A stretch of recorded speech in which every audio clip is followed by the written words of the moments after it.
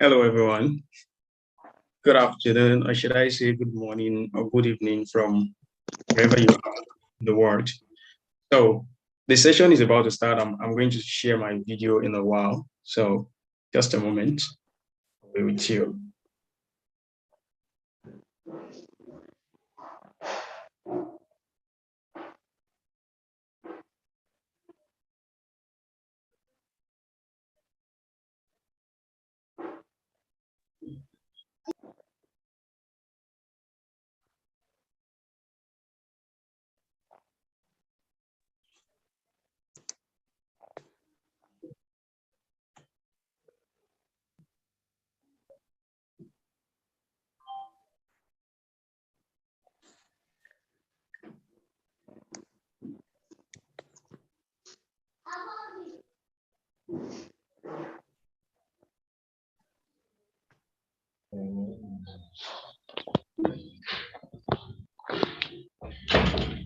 So while we wait to commence the session, please everyone mute your microphone and mute your close your video. So let's see in the chat section, tell us where you are going to be watching from today, and let's get it going. So where will you be listening from?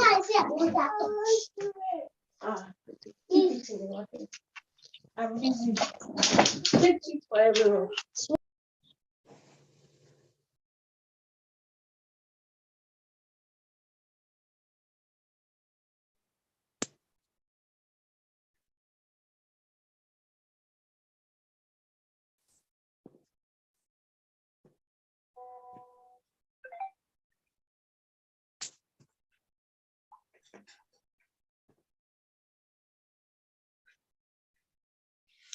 Okay, I can see from different part of the world, from different part of Nigeria especially.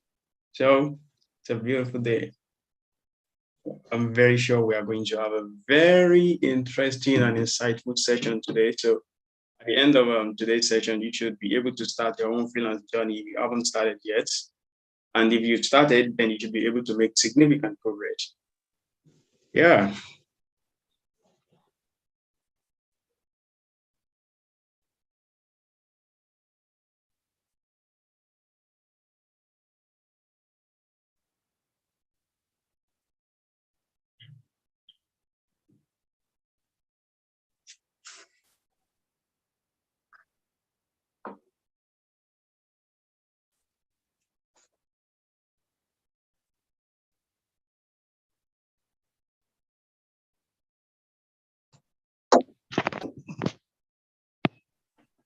We are going to start in 1 minute. In 1 minute, waiting for everybody to join before we commence the session. So in 1 minute, we are going to start the session. So as you're joining, please don't join with your video. Close your video and mute your mic. No. Oh no.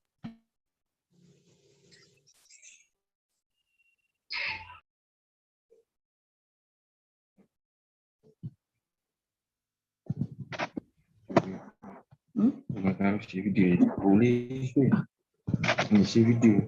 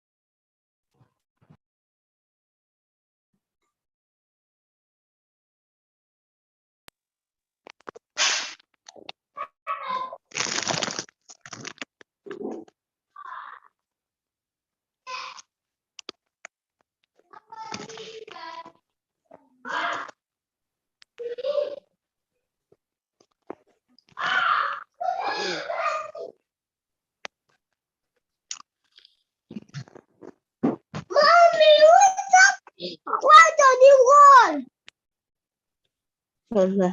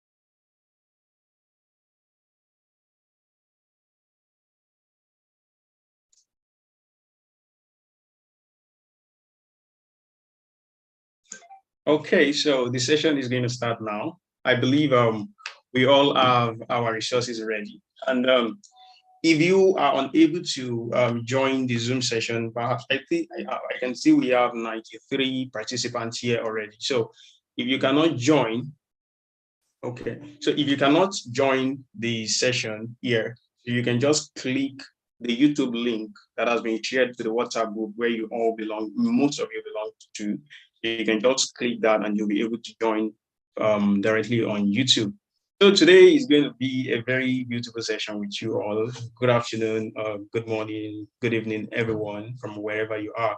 So my name is Musedik Olaniji, and I will be the person that I'm speaking to you right now. Many of you might have read some of my content on LinkedIn, and perhaps you should already know, you might have known who I am. So I would actually do a brief introduction of myself again so that everybody know who is actually speaking to them. So today we are going to talk about freelancing and Upwork.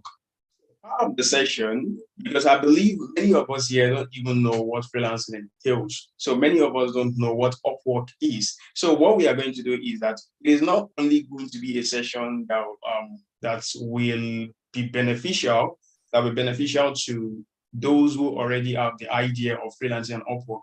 It will be a session that will address the needs of those who are yet to start their freelance journey, and as well help those who are already in it and are not doing very well. So it's going to be like a two-way thing. So we are going to start first with the freelancing part, then we move from freelancing, we move to Upwork, which is what many of us are here for today. So now, but before we venture into that, let me give you a brief introduction about myself and how I actually started my freelance journey and where I am today, so that you can also be inspired, or should I say encouraged, to also follow course and perhaps become a successful person yourself in the freelance space. So I already said my name earlier. So I started freelancing in 2018. Yeah, in 2018. But before then, before I became a freelancer, I was already a content writer. So I was just writing content on Facebook. I would just post, like most of us might have been doing something similar to that, like just do something on your social media page. So that was actually how I started. So I knew I had this writing skill. I knew I could write. I knew I can edit. So then that was actually how I started. Then eventually, a friend actually introduced me to freelancing because he saw I have the skill. Now, how do I market the skill? He actually introduced me to freelancing. Then we started doing the work. Back then, when I started in 2017, I think 2017 or 2018, like I can't really remember the exact year. So when I started, I didn't have a lot of resources. Like I don't have everything I needed to start. So I just had just my 1 GB Android phone. That was all I had. So I had no laptop to start my freelance career then. So, but then even with that, you just have to start somewhere. So I don't believe in the philosophy of waiting until I have everything I need before I start what I want to do. So I believe I can start what I want anywhere, anytime with whatever I have. So that was actually how I started. So I started with my 1 GB Android phone. So with that kind of phone, I will write I can work from morning till midnight most of the time, Monday to Sunday, no holidays. So that was actually how it all started. So I can write about 10,000 words. If you are writers there, then you should know what I'm talking about. So I can write about 10,000 plus words in a day then. So I will write this content, submit for review. Then the pay was actually token. So if you're a Nigerian, then you know this now. So the payment then was less than 1 naira per work when I started. The payment I used to get from the person that outsourced the job, because the real client I think, is an Indian client. So the pay was not much. The pay was not much for us then. We started anyway. So we started, but eventually, when I started, I took some courses. I did and like I did all the things that need to be done. And eventually, I joined Upwork. I think in 2020, yeah, in 2020, I joined Upwork. The going was not very smooth at the beginning, but eventually we got to find our way there. So like 7 months after I joined Upwork, I got a Top Rated Plus badge. And one of the criteria of getting a Top Rated Plus badge on Upwork is that you must have earned up to $10,000 on the platform. So you must have earned up to $10,000 and have a long-term project going on. So 7 months after I joined, I got the Top Rated Plus badge. So eventually everything began to work very well. So I knew that there are some things that many freelancers on Upwork are not getting right. That's why they are not succeeding on the platform. So I would like to share with you my experience on the platform today. But before we even go there, recently I had a meeting with the Upwork CEO. If you know Upwork very well, then you should perhaps have seen the CEO picture or video before. So I met with the CEO and we had a discussion about how, okay, I wrote a content on LinkedIn then about how I started freelancing, just the story I told you now. So how I started without a laptop. So she read the story and she was inspired about the story, like, wow, someone started. Then she reached out, okay, let's have a Zoom meeting. And we had a Zoom meeting. Then she loved the story and she connected me with some of our teams, and things has actually been going very well between myself and the Upwork itself. So we had some collaborations as well going on at the moment, and even everything has been so good at it, right? It's been very good, and I'm so glad I actually started when I started. So today I'm going to be sharing with you my experience and the things you need to know. Last week as well, I had a live session on Upwork. So I was the guest speaker on Upwork, where there were a lot of people, Upwork Expert Talk. So there were a lot of people from different parts, people from Switzerland, people from the UK, from US, from Nigeria. So I was the guest speaker there as well. So everything has been fantastic so far. So I actually want to bring the experience I have, like, to help you all grow as well. So that is exactly what we are going to be doing today. So ladies and gentlemen, let me know if you can hear me loud and clear before I proceed. So you can just drop a message. Let me see. I just need a few messages to confirm that everybody can hear me loud and clear and you are ready to take this journey with me. Waiting. Okay, very good. So I can see the confirmation that people can hear me now. So now let's begin with freelancing. So before we start, I want you to see these, like, don't see these as don't worry. I see some people raising their hands already. Don't worry. At the end of the session, you will have the opportunity to ask whatever questions you have. So I don't want you to see this session as a classroom kind of thing, like you are in a class and then somebody coming to you to talk to you. No, this is a real life experience I want to share with you. This is practical. So we want to discuss practical here. We are not here to discuss what is, they start writing definitions and all. No. So we are here to discuss practicals so that when you eventually leave here, and I don't want this session to be the usual session, the usual webinars you used to attend. So this should actually stand out. When you leave this session, I want you to be inspired with all the knowledge you need to actually start your freelance journey and become a successful freelancer that you always wish to be. So now, what is freelancing? What is freelancing? Many of you might not have even heard of the word freelancing before, or even if you know what freelancing is, maybe you just have a little idea of what it is. Let me tell you, when I started freelancing, before I started freelancing, the first time I heard freelancing free, I thought it's just kind of work you do for free, like just a free work, but I was wrong. So freelancing is a kind of work you do, not a full-time job. So it's a job you do from your comfort. It's a job you're not totally dedicated to, like a full-time job. So any job you do that you're not totally dedicated to as a full-time job, and you can do from wherever you are, and you don't have to be present physically, then that job is called a freelancing. It's called freelancing. So as a freelancer, you can be anywhere in the world. You can be in Nigeria. I am in Nigeria right now. So you can be in Nigeria and be working for a company in Germany. You can be in Nigeria, you can be in India and be working for a company in the UK. So you can be anywhere in the world, just anywhere in the world, and you work for any company you wish to work for, any individual you wish to work for. So this is actually what freelancing is. We live in a global village today where everybody are connected together. So you don't have to necessarily travel to the UK or travel to Switzerland before you can work for a company in Switzerland. You can be in the comfort of your home or in the comfort of your office, wherever you are. Then you can work for any individual, any company at any time, at anywhere. So in fact, it is one of the best things that happens to our generation. Like one of the best things that happened to our generation. These opportunities we have now, our parents don't have it. Like most of our parents don't have it. So in their age, they don't have all these opportunities of working for people who are not in their locality. So their own opportunities are restricted to their locality then, but our own opportunities has no limited. It has no limitation. So we can explore as much as we want, do whatever we want. We have the internet and we have the phone. We have everything we need. So that is actually what freelancing is about. So, but who can become a freelancer? Who can become a freelancer? So someone can just be like, yeah, I'm a doctor. I studied medicine. How do I offer medical services to someone who is not in Nigeria? Or let's say I am a chemist. I actually studied chemistry. So I'm a chemist. How do I offer my service to companies or individuals who are not even in Nigeria? Or I'm an accountant and I stay in Pakistan. How can I offer my accounting services to companies that are in other parts of the world? I mean, do I need to be physically present there? No. So you can be anything and still be a freelancer. I have a lot of pharmacists. I have a lot of medical doctors. I know a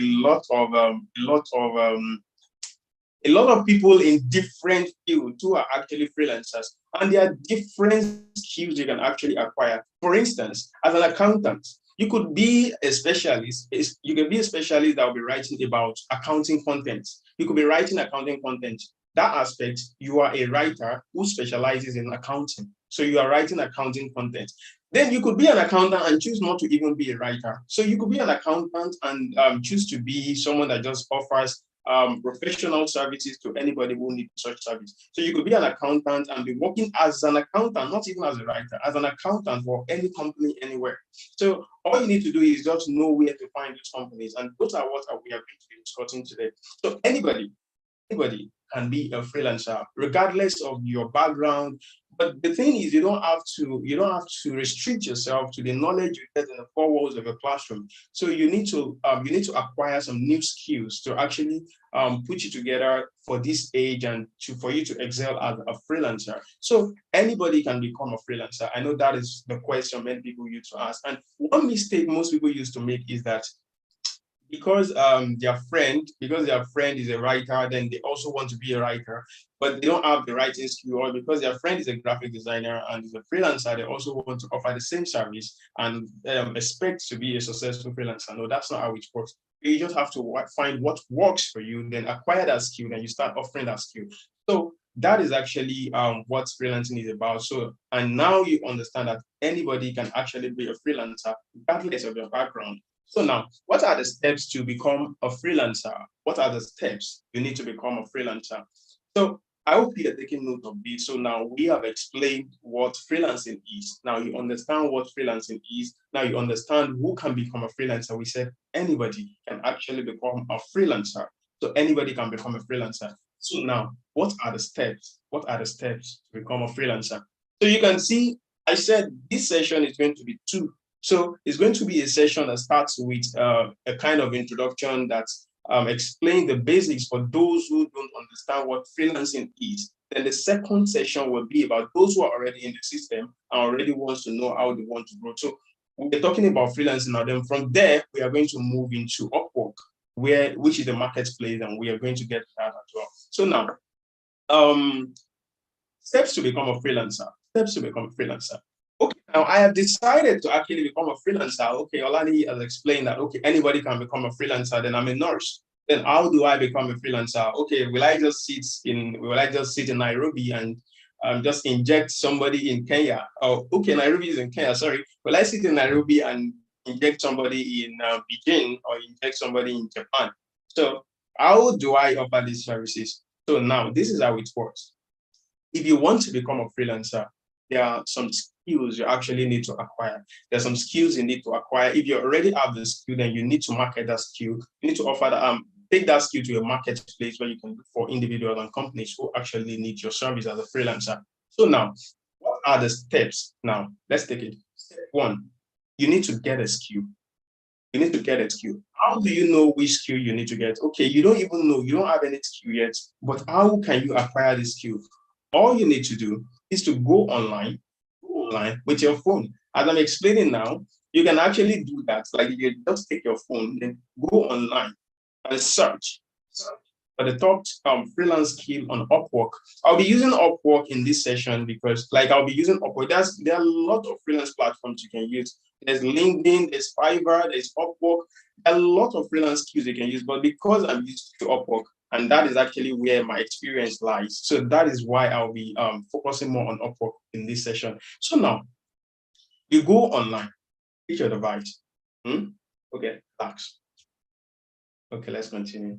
Take your device, go online and search for top freelance skill on Upwork. You can do that now. You can do that. Top freelance skill on Upwork. After this session, I will also share a link where you can find most of these skills on that WhatsApp platform where most of us actually belong to. So I will share the link on the platform so you can still find most of those skills there. So you go online and search for top freelance skill on Upwork. So do that while I try to take a little water.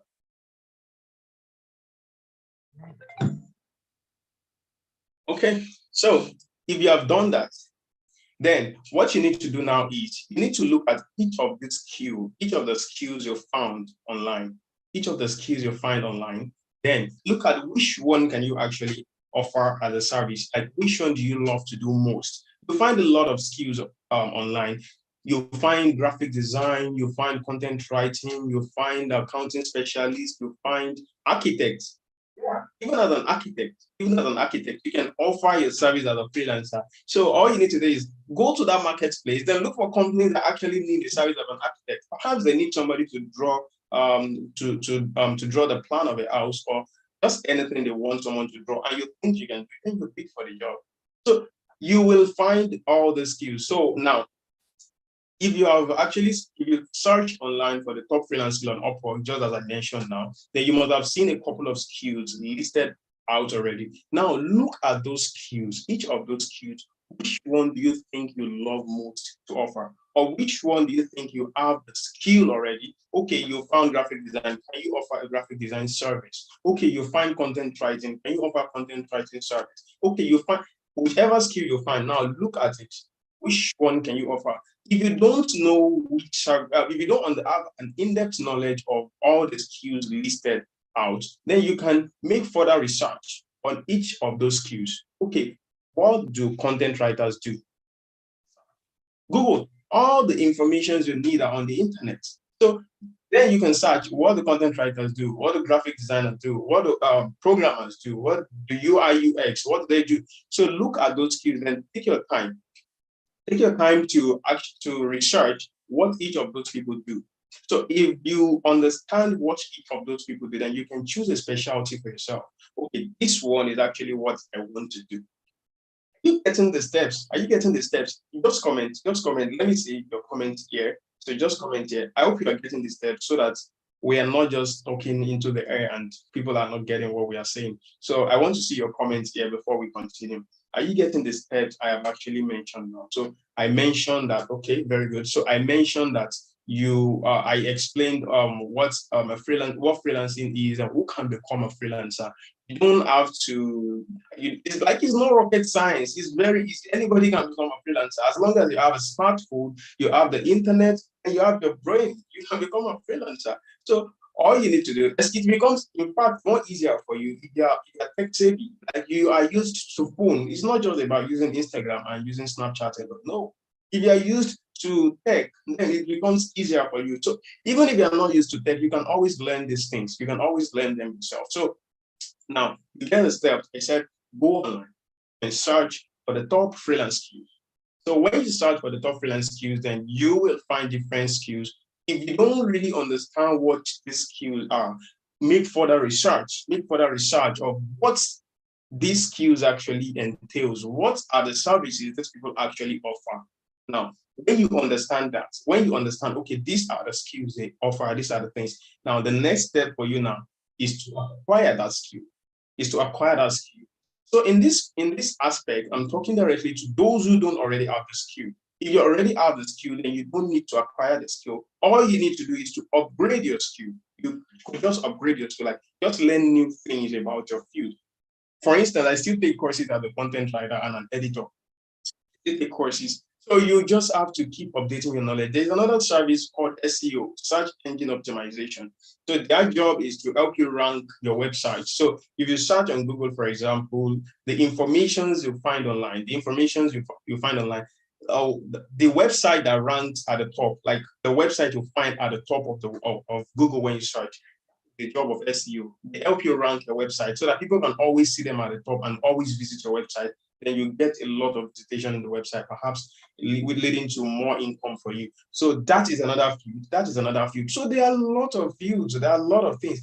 Are you a mechanical engineer or you are even an electrical engineer? There are a lot of fields. All you need to do is make research. What can an electrical engineer offer on as a freelancer? So now, when you found those skills, if you don't already have a skill, then you have to acquire one. You don't necessarily have to limit your knowledge to the skills you are being taught in school. If you limited your knowledge to what your lecturer taught you in school, then there might be trouble. So you need to acquire new skills, digital skills, soft skills. So you need the skills. So when you see the skills you need to acquire now, the next thing you need to do is acquire that skill. Now, how do you acquire the skills? I'm very sure you get it up to this stage.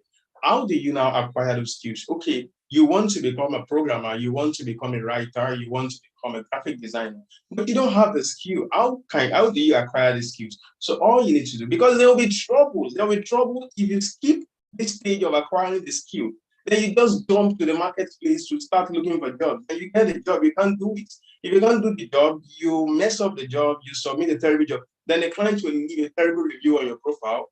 You do another terrible job. That one also leaves a terrible review on your profile. Then eventually, when a prospective client is coming to you to hire you, they see all the bad reviews on your profile. Oh, this person said he's not a good graphic designer. This person said he messed up my coding. This person said, so they are not going to give you their job. So it's always good to don't skip these steps. It's always good to acquire the skill first. Once you've mastered the skill, then you can begin to market it. Of course, you can't give what you don't have. So you need to acquire the skill first. Now, I was explaining how you can acquire the skill. Now, what you need to do is there are different platforms where you can get those skills. There are different platforms online where you can get those skills. For instance, if you want to learn graphics design, or you want to learn SEO, or you want to learn whatever thing you want to learn, just go on Allison. Go on Allison, Alison. You can download the app on your phone. You can download the app on your phone. Then just go on Allison and search for whichever skill you want to acquire. Then you will find a couple of courses, like course. But they are not courses you would take for 4 years, like the ones you are being taught in higher institutions. They are not those kind of courses. They are soft skills you can actually acquire in weeks. So you just acquire those skills within a few weeks, then you are good to go already to start making whatever money you want to start making. So just take those courses. So now go on Allison, search for whichever skill you want to learn. Graphic designing, you want to, but there are some skills that can be challenging to learn on those platforms. For instance, you want to be a programmer. So you will find programming courses there, but you might not find the in-depth of what you're looking for there. So you have to make further research about how to acquire those skills. So go on Allison, search for those skills. Then when you are on Allison, yeah, the courses on Allison are free. someone is just reminding us here. So the courses, that even the beauty of it. So what, it's not excuse of I don't have money. That's why I'm not taking the course. No, if you are not doing anything, you are unemployed, I'm not talking to you as a motivational speaker who doesn't know what he's talking about. No, I myself, I told you, I didn't have a laptop when I started. I just had a phone. 1 GB phone, in fact. Sometimes I'll be writing on my phone, then I will just lost my document because the phone doesn't have enough space, or I don't even know, maybe just some viruses or anything. I will just misplace those documents, then have to restart again. But today, the story has changed. I've actually, I've been able to, you can check my Upwork profile. I've been able to get positive feedback from clients, do some high-paying jobs, and a few days ago, I bought myself a house in Lagos. So it's not like I'm just here to just tell you like motivational talks or something. I'm here to tell you the reality of things. These are things people will not even talk to you about. So you see them making the money. You think they are doing Yahoo Yahoo. We are in Nigeria. You think they are doing Yahoo Yahoo, but they are not doing it. They are not doing Yahoo Yahoo. They are actually making their money legitimately, and they can go anywhere they wish to go. They can dress like the way they wish to dress. If anybody stops them, like you can always identify yourself properly. What jobs are you doing? I'm a content writer. I have evidences of my payment. You can always check. Like there's no, like you will live very comfortably. So that is the beauty of it. I'm not here to just talk like, oh, you can do this. Like I tell you, can like there was a time when I was a school teacher and I was speaking to my students about, I was trying to encourage them, like, you can be whatever thing you want to be as long as you set your mind to it. Then I told the student I wanted to become a medical doctor. I've told them, but then one student actually asked me, then he said, sir, he said, sir, if you said you wanted to become a medical doctor before, then you eventually become a teacher. Then you said we can be whatever thing we want to be. Why is it that you did not eventually become a medical doctor you want to be if we can be whatever thing we want to be? You are just a poor teacher. You didn't say we are a poor teacher, but that is actually the meaning of it. So that's it got me that day. So what I'm trying to say here is that to encourage others to become successful, you have to be a successful person yourself.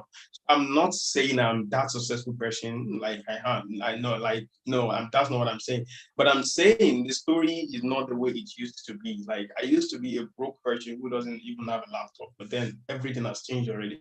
So that's what I'm trying to tell you now. That's what I'm trying to tell you. So now, I mentioned Allison already. Take those courses you want to take. You just designate, let's say you just designate maybe 3 months. Just designate 3 months to take those courses. Courses are very essential. So take those courses. If not Allison, if you don't find the kind of course you need on Allison, go on Udemy, UDEMY. Download Udemy on your device. Download Udemy on your phone, on your laptop. Download Udemy there. Then search for those courses you want to take. Search for them on those platforms. Then you'll find a couple of courses you can take on Udemy as well. You'll find a lot of courses there. See, it's like all the information you need are on the internet. You don't need to stress yourself. You don't need to go to any physical class or anything. So just download those platforms, download Udemy on your phone, search for the course or the skill you wish to acquire. Then you begin to take the course. Now, if you think, then there could be some challenge sometimes if you don't have someone who is actually mentoring you, who is checking, okay, you've taken this course. Let me see but most of the courses on Allison, before I forget, most of the courses on Udemy, most of the courses on Udemy are paid. So if you are going on Udemy, you should be ready to pay. But then I don't think the payment should be an issue at this point. We begin to ask each of us how much do we pay our tuition when we were in our institution. Then you will hear a lot of money, like a lot of money many of us paid when we were in school. So those things we actually learned there, they are very good, but are they of the real value we need at this age, at this time? Of course, most of them are outdated knowledge. So now you need a modern knowledge to make money for yourself and to live very well for yourself. So where I went is that paying for those courses shouldn't be a challenge because one job you take as a freelancer will, in fact, it will make you even forget about all the money you spent acquiring those courses. So now go on Udemy, search for the courses. If you need to pay for those courses, don't hesitate. Just pay for it. Take the course. I said it can now be challenging sometimes if you don't have someone who can actually check. Like, okay, you are learning you are learning graphic design, then there's nobody to actually check whether your graphic design skill is now top notch. Like you're just doing it yourself. It could be challenging sometimes. So in that aspect, you might need a mentor. Sorry.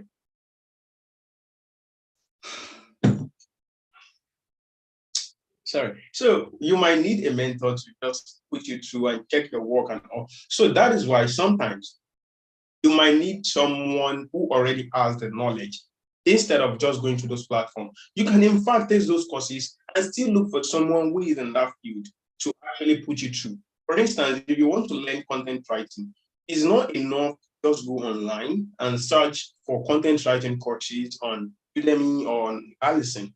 Those platforms are very good, but some skills that you need to acquire, some skills requires it requires more training. It requires more training than all the information you just found on those platforms. So you might need someone to actually check, okay, you want to become a content writer. You've taken content writing courses on Udemy, and those content writing courses already explained to you that, okay, if you want to write content, then your first sentence, your first paragraph should not be more than this. This is how to start a sentence. This is how to start. These are the things you need to avoid. There's still some information, some essential information you might not find on those platforms, and are essential for you to become a very good content writer.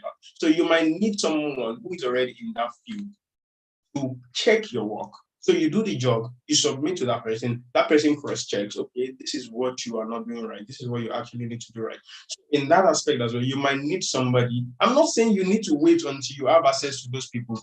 You can just take those courses, just start somewhere. See, my philosophy, I don't believe in the philosophy of waiting until you have everything.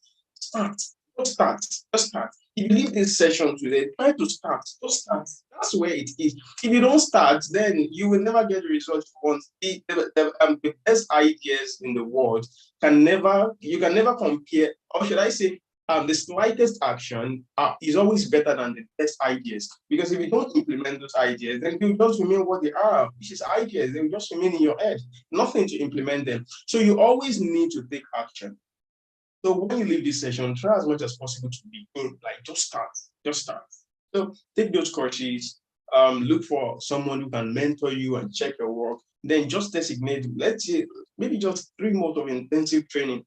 Intensive, not being lazy. You can't, I don't know what a lazy person can achieve. You don't know. So you have to be intense training. Or let's say if you are working in a firm already, let's say you work in a bank and you don't have the time, then you can just take things easy with yourself. So instead of, I'm just saying 3 months, it could be lesser, it could be more. So instead of that limited time, a person that has all the time to acquire the skill, you might need more time. So let's say during weekends, that's when you take the courses, that's when you practice and all. But eventually you get everything you need to do. Then you eventually begin to get things done and become a successful freelancer as you want to be. So now I've been able to take you through what freelancing is. So by now, I believe everybody here should already understand what freelancing is, who a freelancer is, and who can become a freelancer.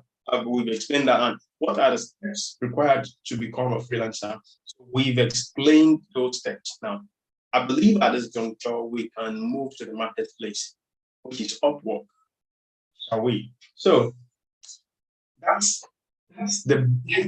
all you need to know as a beginner. It's not like you need to attend 1-2 months intensive session just to explain how to become a freelancer. Are the things you need to do that I just explained to you now. Acquire those skills, then you just start. Then how do you acquire the skills I just explained to you now? So now, okay, before I forget, I know some of us might be interested in learning 1 or 2 skills, let's say content writing, copywriting, SEO. So at the end of the session, if you are interested in learning those courses, I know some people that can train you on these things, but you pay them for their services. You pay them for their services. So they can train you to become a content writer. They can train you to become a copywriter. They can train you to become all these things. Most of these things, not all. I don't know. There are lots of it's broad. There are a lot of skills you can acquire. So I don't know. It is always limited actually. So I know some people that can actually help you acquire some skills you might wish to acquire. So you can just reach out if you wish after the session. So if you belong to the WhatsApp group, then very good for you. So you can reach out there. So that's just by the way. Now we move straight to Upwork. I want everybody to have understood everything I've said so far. So do you understand? I just need a few reply here. Let me know everybody have understood. There will be room for questions, of course, when I'm done. So there'll be room for questions and answer, and I will definitely answer your questions.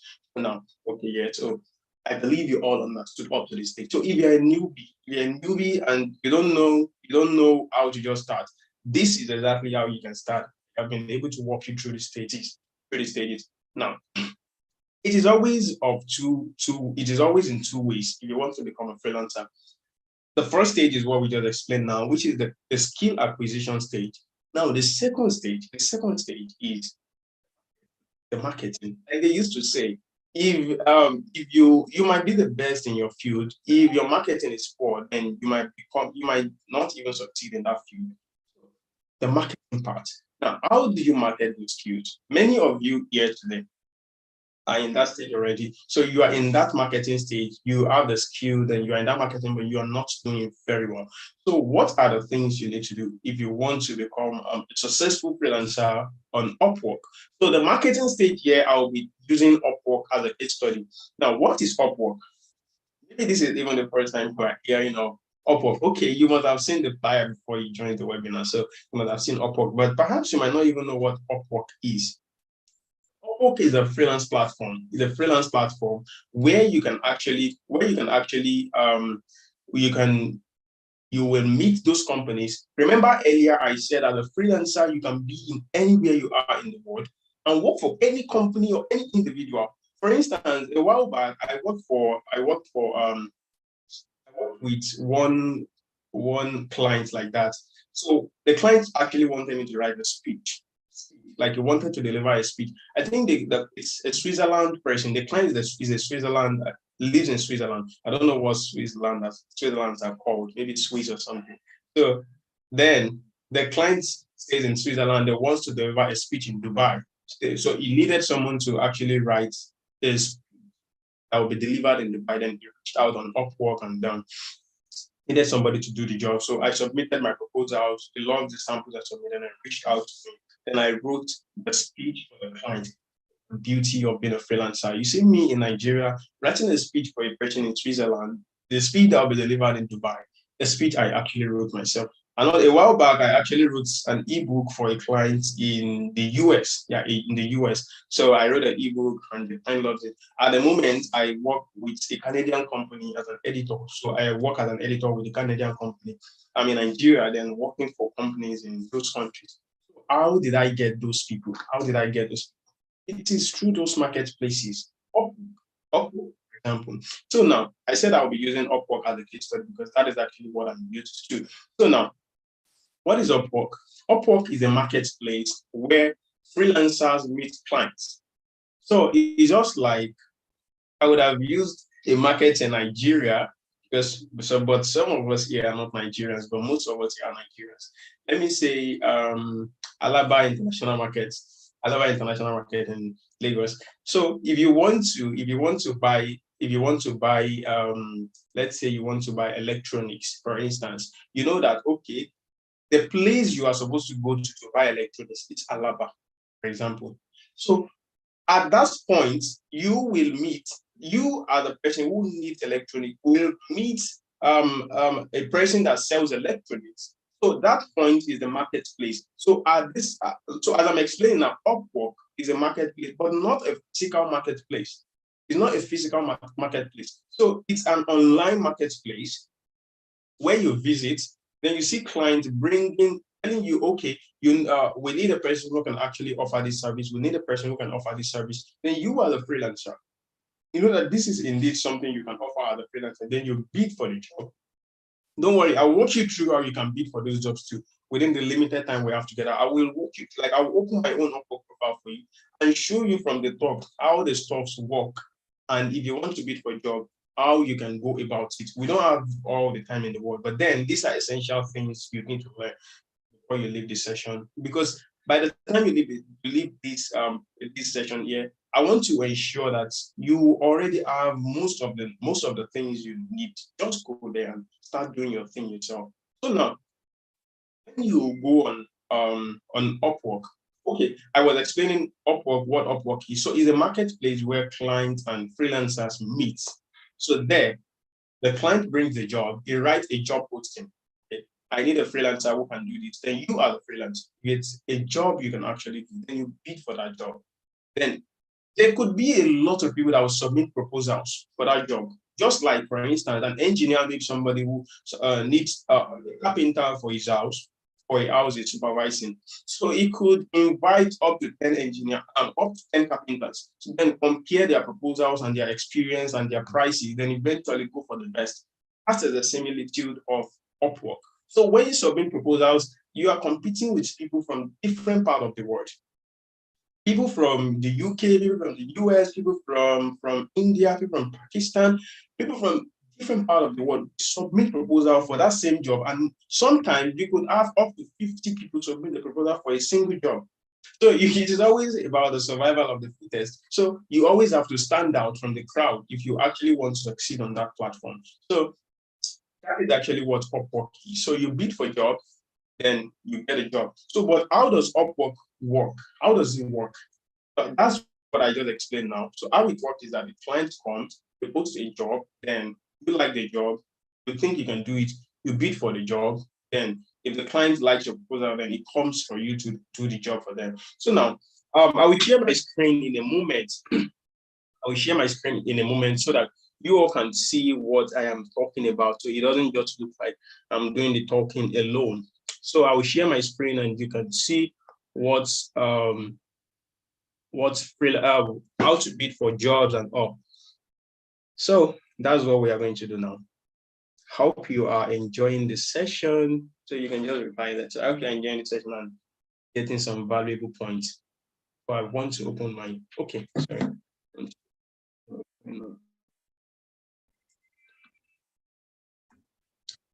So I want to use my profile, my Upwork profile. I want to use it as a case study here.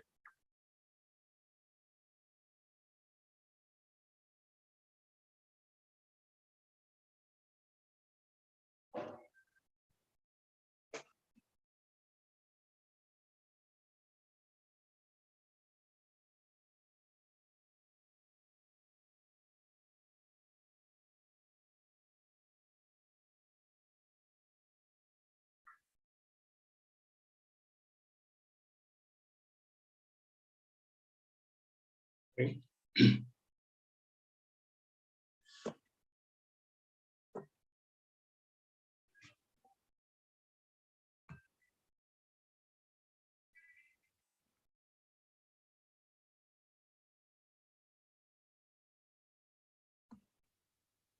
So sorry, I'm trying to, yeah, there we go. There we go. So this is my Upwork profile. It's loading now. I hope you all can see it. I hope everyone can see the profile. So let me know if you can see the screen I'm sharing now.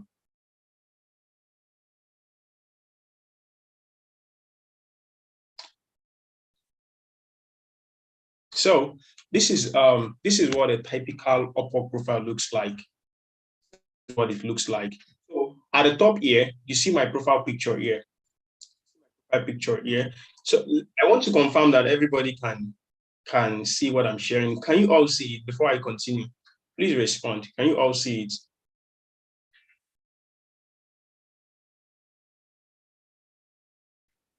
Okay. I think I can't see it. Okay. So I will just continue from here. So this is what a typical Upwork profile looks like. So this is the profile picture here. So you have the profile picture here. So your profile picture should always be professional. So you don't just go anywhere, just take just anyhow picture you want. See, your picture itself is a selling point for you. If your picture looks good, then your clients will actually be attracted to it. So they'll be attracted to it and perhaps come to you to hire you for their service. So you see my profile picture here. So you see it's usually a headshot. So it's usually a headshot that should cover something around here up. So it's usually a headshot. So if you want to take your profile picture, try to get to a well illuminated area, perhaps outdoor. If you're going to use indoor, ensure there is enough light in there so that you don't just snap one picture that does look anyhow and just put on your profile. So you want your profile to look very good, let it look very attractive. So this is what a typical profile picture looks like. Then this is my name here. This is my location here. So all these informations you will actually fill out on your while registering on Upwork. So you will fill out your name, you fill out your location. So you see my location, Lagos, Nigeria. So you see my JSS, my job success score there. My job success score. So you can see it here. So the job success score is actually being calculated, I think, every 2 weeks. So today is one day they are calculating the job success score. So you see the job success score to be calculated. So if you have a job success score of like 90 to 100, it is usually good. What it shows is that at the end of every 2 weeks, they calculate the job you have done for the past 3 months. Yeah, for the past 3 months. So they calculate it, see the feedbacks you got from your client. If the feedbacks are good or the feedbacks are bad, so they do the aggregates and give you a score over 100. You understand? So if a prospective client is coming to you, they check your profile and they see you're having 70% GSS. 70% when you were in school looks very good. Like, yeah, I did very well, but 70% here is not good. It's bad, in fact. So what is considered very good here is when you have a job success score between 90 and 100. So if a prospective client is coming to you and they check your profile and they see that okay, you have this job success score 90% up to 100%, then they know that, okay, in the past 3 months, you've gotten good reviews from your prospective client. You understand now? So this is your job success score. Now, this is a badge here, operated plus. This is a badge on my profile, operated plus. So what this badge means is that I think I explained that at the beginning of the session. When you start as a freelancer, you won't have any badge here. You won't have any badge. So it will just be there. It will just be no badge at all. So before you can earn this badge, there's some criteria. You can do the research yourself. Just go online and search for how to get operated plus badge on Upwork. Then you see the criteria. There are other badges that are not as high as top rated plus. There is the rising talent badge. There is the top rated badge. There won't be plus in front. There's a top rated badge and there's a top rated plus badge. So this badge, before you get this badge, you must have made up to $10,000. You must have completed your profile 100%. There are some other criteria you must have met, in short. So you can see that. Then this is my title. This is the job this is the service I render. So I do content writing, I do copywriting, I do editing, then I do SEO, search engine optimization. Then this is what I charge per hour. So if I work for a client, I want to bid for a job, so I charge them $40.01 per hour. So that means if I'm going to do a job of 10 hours for you, I'm charging you $400 for the job. But not all jobs are the same. Some jobs might require that I bid lower than this hourly rate. Some jobs might require that I bid higher than this hourly rate. So it depends on the client portfolio, or should I say the client profile. I will check. There's some things I need to check there, or I know how much I need to charge the client. So I hope you're following as I'm moving up. So now I've explained to you the profile picture. You've seen the profile picture. You've seen the location. So you've seen the job success score. When you start as a freelancer, you won't have the job success score until you finish about 3 projects or thereabout. Like if you start, you don't have any review on your profile. So there's nothing to calculate for you until you finish about 3 projects or thereabout. Then you do a calculation and give you a job success score. So that is that. Now, this is the job title here. This is my title. This is my hourly rate. I've explained that. And this is my bio, BIO. This is my bio. So this is the information. If a client wants to hire me, if I bid for a job, they go to check my profile. This is the information they will see there. So this is the information they will see there. So they just go through it. If it's something they wish, if they like what they see, then they come to me to do their job. So you can see my bio here. See, although I'm not a native speaker, I'm a seasoned and blah, blah, blah. So you can see that, you can see the information is there. So these are the services I render here: SEO, article writing, blog writing, ebook. So you can see all those things there. So you can see still my bio. So it's not just about just sitting down and just drafting anything that comes to head. So it could be challenging for you as a freelancer to actually know how to write your own bio. So a very good way to write your bio is to still go online and search for the top freelancers in your niche. Search for the top freelancers. if you are a graphic designer, just search for top graphic designer on Upwork. So when you search for top graphic designers on Upwork, you will find different profiles. So those profiles, check those profiles, look at how they design their profile, how did they write their bio, look at it. So if you see how they write their bio, then write your own bio similar to that. So that means you are using the style of a successful person for you to be successful as well. I hope you are getting the logic here. So now, this is what a typical bio looks like. So let's continue from there. So I believe everyone is following at this point. So you can see my work history here. So I'm showing you what a typical Upwork profile looks like. What a typical Upwork profile looks like. So if you are a newbie, then this shouldn't be new to you again when we are done with the session. So you can see the work history. You can see the jobs I completed. You can see I have 5 jobs in progress here. So let's just check those ones. So this job started in May 1st, 2022, and it's still ongoing. It hasn't ended yet. So it's still ongoing by June 30, 2022. How much have I earned between May and June from this client? I've earned $1,059 from the client. So that's one. This is another client.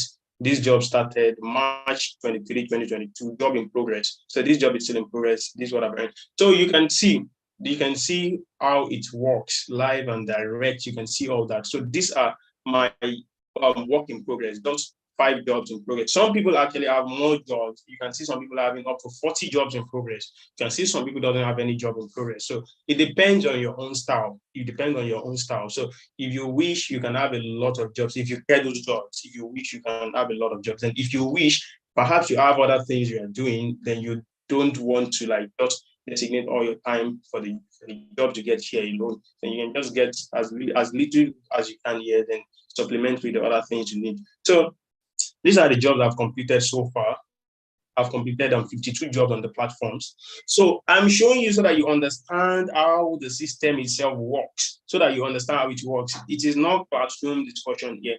It's a live, like it's a practical discussion we are having. So now, what you need to do now is that just follow as I take you through the work history. Yeah? So you can see this job started in May 10 and it ended in May 20. So the payment for this one is actually not much, just $20. So you can see these are the jobs I've completed here. Are the jobs I've completed. So you can see. So if you want to check, then you click next, but that's not where we are going now. So now you can also check your portfolio. You see your portfolio. What this portfolio actually means is that some of the jobs, if the client comes to my profile, these are the things they are going to see. Like these are the samples they are going to see. Besides the sample I'm going to submit if I'm bidding for a job. So if they check my profile, they are going to check this, see this profile, see this portfolio. So look at this one here. The first one here says my published content on Upwork community blog. So I have one content that was actually published a few days ago on Upwork. Like I wrote the content and Upwork published it on their community blog. So if a client is coming and sees that, okay, I've actually written the content for Upwork, they actually published on their community blog, then it encourages them and let them know that, okay, this person should be able to handle our job. So it's a form of credibility. So you see, travel, these are content I've written on travel in the travel niche. These are content I've written in the pet niche. So travel, what it means is that content I've written that are travel related, let's say top tourist centers in Toronto. So it's a travel or top things you can do in Amsterdam, travel content. So if the person clicks this thing here, so they are going to find a couple of samples there. So then these skills here. So when you are filling out these skills, you choose the skills you can actually offer. So if a client is searching for the people that can actually handle their job, then this skill will actually help filter. It helps you stand out in the search space. So now, if you are searching for a content writer, because I've included content writing in my skill, my profile will pop up. You understand? It will pop up together with the profile of other people on that are content writer as well. So if they are searching for editing and proofreading freelancer that can do this, my profile will pop up. They're searching for content writer that can do blog content. So that is actually how it works. That is how it works basically. So and see. So that's it. That's it. So now there are some challenges you might face if you don't write this bio well. Then that's one significant reason why most people are not getting jobs on Upwork. That's one thing. One reason they are not getting jobs on Upwork. If you take that, some people might just sometimes some people send their profile link to me for review, and if you check the profile link, you see terrible things there. You see you're a content writer, then you see a lot of grammatical errors in your bio. Of course, if I'm a client and I'm coming to hire you for my job, then I see a lot of grammatical errors on your profile. Then automatically, I knew you are going to write terrible content for me. So I will not be encouraged to actually hire you to do my job for me. So you have to take your time. Your profile picture should look very good. Your title should look very good. And I've told you how to write a good bio. Go online. If your bio is terrible, you will not get job. If your bio is terrible, go online and search for the top people in your niche. Then you'll find their profile. Then write your own bio to look like theirs. You understand? I'm not saying you should copy their profile. I'm not saying you should copy their bio, but look at the style, then write your own bio to look like theirs as well. Then how do you even know how much you are going to charge for your hourly rate? Look at those top freelancers as well. Then look at how much are they charging? How much are they charging? Then choose an average of it. Like just choose an average of what they are charging. Then you are good to go. You get it. So if I continue, let me just take a response. So I need your responses just in the comment section. So I need your responses. I hope you are getting the point.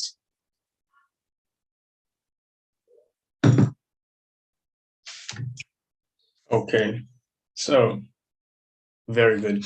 So up to this stage, I believe we already understand how Upwork works. We already understand how Upwork works. Now, how do you bid for jobs? How do you bid for jobs? So I've explained what we have been able to achieve here today is not small. We have been able to explain from the basic. You don't even know anything about freelancing. So we have been able to explain from the basic up to the stage where you can set up your own profile. You get it up to that stage where you can set up your own profile. And how do you even set up your own profile? We've done that. How you can set up your own profile now. The next thing to do is how do you bid for those jobs? Because some people actually are confused about how they bid for the jobs. So some are even like, oh, I saw you need connects to bid for jobs. What are these connect and what's exactly how do they work? So let me share my screen again and show you a job, then walk you through how we can bid for the job. We are not going to bid for the job, of course, because we don't have the time. So I will just go for my job. We'll check my jobs here.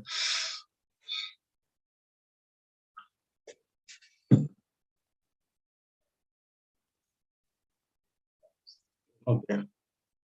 Find work. Yeah, find work. So if you want to bid for a job, you see where I just checked now, find work. So you check the find work section, and let's scroll down. Loading. So you find a couple of jobs here. You look up here, you find my feed, best matches, most recent, and you find saved jobs here. So it is always good you put it in my feed. So my feed, it will always filter the best jobs. It will always filter jobs you can do. Like it will, because you already set up a profile, you've input your skills, the skills you have. So you put everything. So automatically the Upwork algorithm will bring the jobs you can do to you.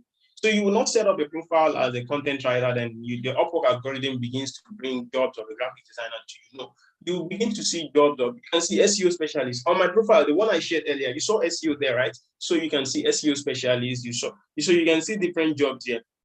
You can see different jobs I can bid for here. So let's take it from the top. So I will just analyze this for you now so that you get this right as well. So now, my feed, best matches. If you click the best matches, then it gives you some jobs as well. Like it's still the jobs you can do as well. But I always prefer to leave it in my feed.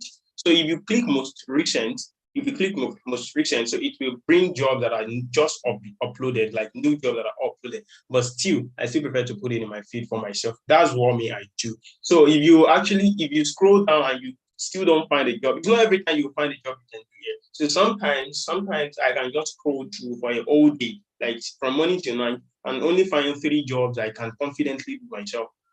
So those are the only jobs I'm going to bid for. So in this case now, so let's analyze this. So this client actually need SEO specialists for small and bigger jobs. That is what the client needs. Then this is the job description. This is the job description, what the client needs. So if you want to learn more, you click more. Then you see all the information. I'm seeking someone with excellent blah, blah, blah. So you see the client, the target, what the client actually wants, the hourly rate of the client, how much the client can afford to pay. So if you can't take that amount, you might want to look for another client that can pay higher or can pay lesser, depending on what you want. So you can bid lesser, you can still bid higher, actually. But this is what the client put there as its own budget. So you see the hourly rate, $10 to $20 per hour. So this is what the client wants to pay for the job. So, and when was the job posted? So you see posted 19 minutes ago. So this job, this job was posted 19 minutes ago. This is the hourly rate, $10 to $20. So you see, so what are the skills required for this job? Technical SEO, Google Analytics, SEO. So you see, those are the skills required. So how much has this client paid on Upwork? How much has the client spent on Upwork? This client has spent $1,000. Then where does the client stays? The client stays in the United Kingdom. So let me open this job. Let me open this job and walk you through some things there.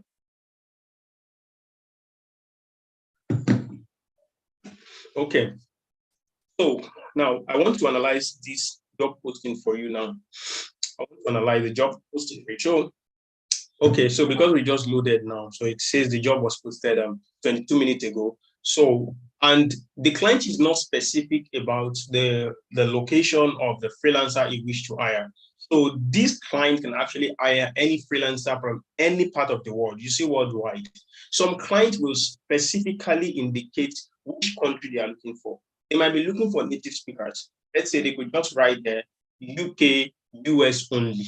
Then if you are a freelancer, you are not in that country, you can bid for the job, but then those that are in that country will have upper hand than you. So, but this client doesn't care. You can hire any individual from any part of the world. So you see worldwide here. So now, let's scroll down. So if you want to bid for a job, there are some things you need to check. So here, you see proposals. How many proposals has been submitted for this job? You see activity on this job.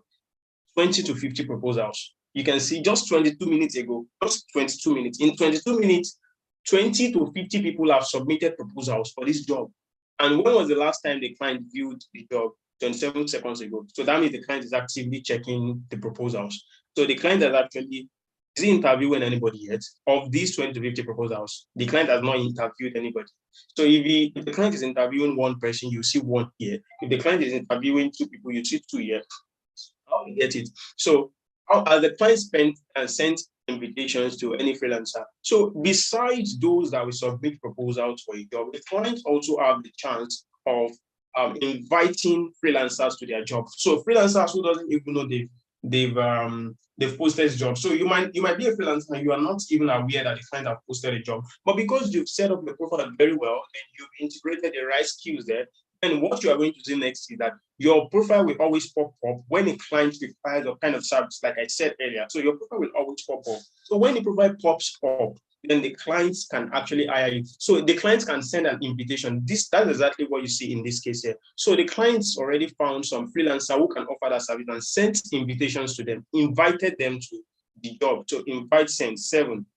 Has any of those people the client sent invitation to, has any of them replied to the invitation? None. You can see unanswered invite 7. So the client sent 7 invitations and none of them have responded yet. But eventually they will begin to respond. Then there's a very big competition for you. So that means you have to stand out from the crowd. You have to stand out from the crowd if you want to get jobs on the platform. It's very competitive, but then you can always find your way around. So now, another thing you are going to check if you want to bid for a job is you check about the client. This is where many people get it wrong. You don't just bid for any job you see. That's why most people used to fall in the hands of scammers. So this is where you can tell if a client is a scam or not. It is very easy for you. If you check the about client, of course, If the client wants to hire you, they interview you, right? They check your profile. You also want to work for the company, for the client. You also have to interview the client by checking their profile. So you check about the client. Payment method verified. This is one of the most essential things you have to confirm first. Payment method verified. If you check and you see payment method unverified, what that means is that the client has not added their credit card or whatever method they wish to pay freelancers. They've not added it to that platform, to Upwork. So if you do a job for such clients, you might not get paid because there's no way Upwork can take your money for you. Understand now? So it is always advisable. I'm not saying all clients who have unverified method of payments are scammers. But as a newbie who is just starting out on the platform, don't go for clients who have unverified payments. Go for those who only have verified payment method verified on the platform. You're following now. So you check how many stars does the client have? How many stars does the client have? You can see this client has 5 stars. So what that star means is that the previous people that have worked for the client, how do they rate the client? Do they rate the client high or they rate the client low? If you check here and you are seeing like 2.7, my brother, my sister, run for your life. Because what that automatically means is that that client actually gets terrible feedback from those that have worked for him or her. Perhaps he's a terrible client to work with. But this client in this case, 5-star review, very sweet client. So of 4 reviews. So that means this client has only completed 4, as freelancers have only completed 4 jobs, has ended 4 contracts with freelancers. So, and he got 5 stars from all 4 freelancers. So that is what this means here. So this is the client location. This is the client's time. How many jobs has the client posted? 9 jobs. So the client, since the client joined Upwork, this client has posted 9 jobs on Upwork. So that tells you the client doesn't have a lot of jobs at hand. He doesn't have much job at hand. Then this is another thing you want to check.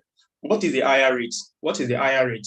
If you check here and you are seeing 20% IR rate, that means that client only used to post job and 80% of the time, the client will not hire anybody. So, but in this case, this client will post job and 67% of the time will always hire individuals. So if you check here, and you see the IR rate is very low. If the IR rate is too low, like you're seeing 20%, so it means you shouldn't waste your connect. This is the connect we were talking about. This is the connect we were talking about here. So you can see my available connect here, 73. If I want to bid for this job, I will need 6 connects to bid for this job. So usually you use money to buy the connect, but when you join Upwork as a newbie, you'll be given free connect that you can use to bid for a couple of work. If the client responds to your proposal, then they give you, I think, about 10 free connects. Just you bid for a job and the client responds, not even giving you a job yet. You automatically get 10 free connects. So it is those connects used to bid for jobs. So if you exhaust your connects by bidding for jobs, you have to use your money to pay for those connects. Hope you are getting that. So I think that's all you need to know about the bidding for. So if you want to submit a proposal, then you've gone through all those things. All those things I mentioned, and there are things you can just go through within 30 seconds when you are already a pro on the platform. So not even just a few seconds, you just glance through, you take the point, if you want to submit a proposal, this is where you click. You submit a proposal, then you see what will pop up now.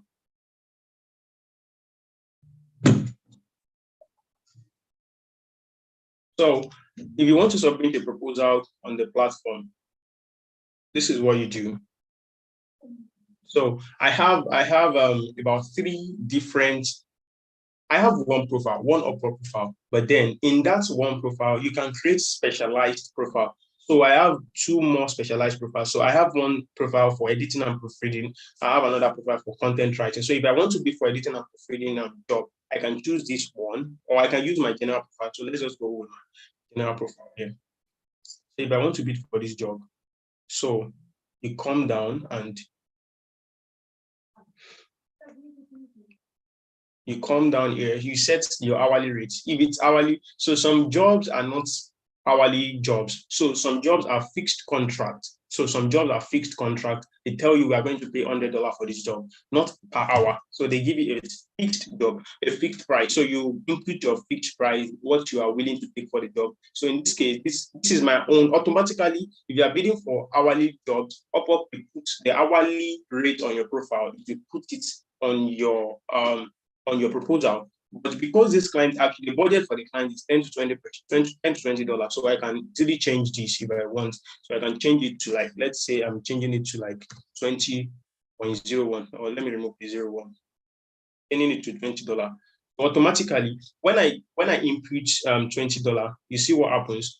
20% Upwork fee. So Upwork will take it will take 20%. It will take 20% of your money. If the client is new to you and you've not earned up to $500 from the client, they'll take 20% from the money. That's one way they make their own money. So if you're making $100, for instance, they are taking $20, then you are taking $80. You understand? So, but if you've made up to $500 from the client, then they are going to charge you just 10%. So I've set my hourly rate there. So if the client eventually gives me the job, which is what I'll be getting, I said $20, right? Upwork will take $4, and I'll be taking $16 per hour for the job. Where you type your cover letter. So your cover letter is it's what the client will see, like a proposal. This is a general proposal, right? So the cover letter will be a form of relating with the client. Like, let's say the client is Robbins. So you can say, hi, Robbins, I just went through your job posting, blah, blah, blah. I can do it. Then you tell the client. So your proposal, this is another place where most people get it wrong and they don't actually get the job they want. Their cover letter is terrible.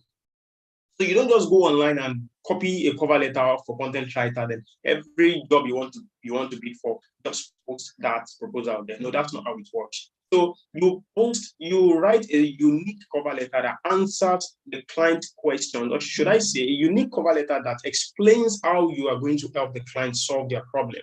So you tell them your experience and why you think you are the best fit. And your cover letter should not be a textbook. Don't go and write a lot of notes or things like that on the cover letter. So you just write, like, let's just say 4 paragraphs. I'm not saying 4 sentences, differences.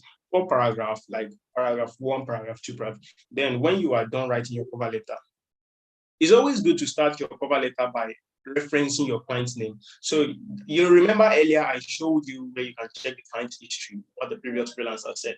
So this particular client doesn't have reviews, like nobody has written reviews for the client. But most clients, you always see freelancers have written reviews for them, and there you will find the client's name. That's where you find the client's name. So you can always refer to the client with their name. It's always very good. It looks endearing. Like, I just posted a job and someone just referred to me, someone that doesn't even know me, like just referred to me, hi, Mr. Olani, hi, Olani, I just went through. So I will feel like, oh, who is this person that knows my name? So it takes the attention to check what you have up there. So now, one way to make your own proposal stand out is to upload a sample of a similar job you have done that looks like what the client is looking for. You can do all these things on your phone. You can do all these things. I do 95% of my job posting on my phone. So I don't use systems. So I only use system if I want to edit. I don't really use system for my jobs like that. So you can do all these things on your phone. So then you upload your samples here, a job you have done before that looks like what the client is looking for. Like, when I started Upwork, one of the biggest projects I got was because I submitted a sample I did before I joined Upwork. It was a transcription job, and I submitted a transcription sample. Then the client loves it and reached out to me, and we did a job. And it went on to be a job that earned me about $5,000 eventually. So you always upload, and over 50 people actually submitted proposals for that same job before I got it. So it's always very good that you upload a sample that looks like what the client is looking for. So they check the sample and they see that, okay, this person has done something similar to what we are looking for. And eventually they might come to you to do the job for them. Hope you get that. So when you are done with those things, then you send your proposal and for 6 connects. So this job actually requires 6 connects. If I wish, I can boost my connect by increasing the number here. So I can increase the number to like 10 connects. So the essence of this is that your proposal will be at the top if you increase the number of connects. But the more you increase, the more your normal connect, your balance is decreasing. So I don't usually boost my own proposal. So, but you can do it if you wish to. So it picks your proposal up, and if a prospective client wants to hire you and they check your own profile because it's at the top, if they find what they are looking for, they might not even bother to look at other proposals again. I hope you get that. So yeah, I think that's all we need to discuss about the Upwork profile and how you can bid for jobs. So if you have any question at this juncture, just raise your hand and just raise your hand. So I will take a few questions like through audio. I'll take a few questions through audio, then the rest we address through the text in the chat section. Okay, let's hear Engineer Henry.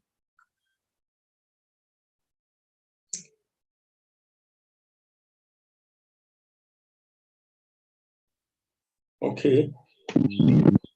Okay, you can ask a question now. Good evening. Yeah, thank you so much for organizing such a an inspiring class that we are learning a lot. Yeah, thank you so much. My question is, how do you exactly write a catchy cover letter? Get the clients attracted to reply you and eventually give you the job. Yeah, thank you. Okay, so he just asked how you can mute yourself now. You can mute yourself now. Engineer Henry, sorry.